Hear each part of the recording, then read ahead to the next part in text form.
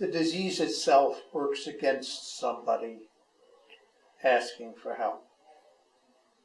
The disease carries with it denial, because the truth is, from my viewpoint now in recovery, is that I was killing myself, but psychologically, I couldn't admit that.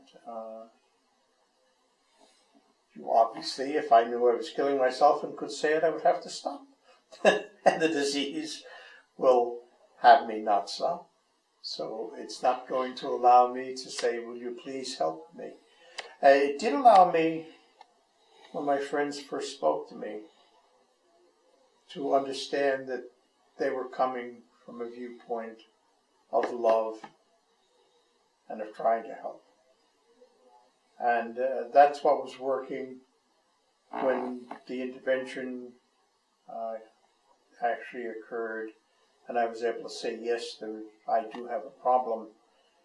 It got to the point where I was ready to say it, and I once asked my mentor as the liquor vicar, the one who was responsible for the intervention in my case.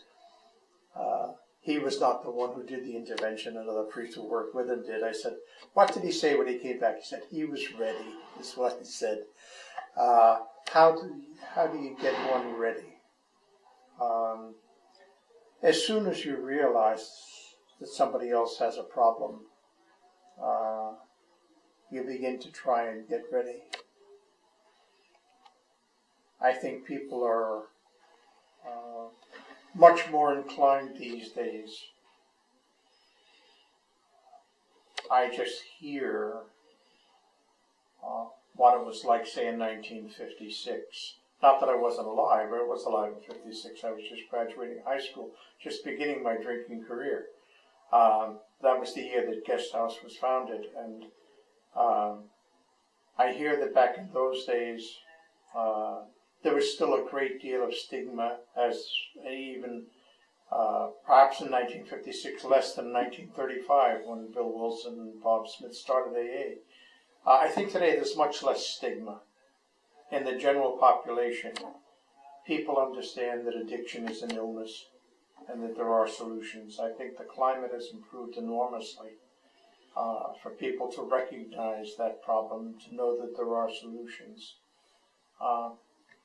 I think, as I said, within the church, we have a problem with this idea of normality, that it's not normal.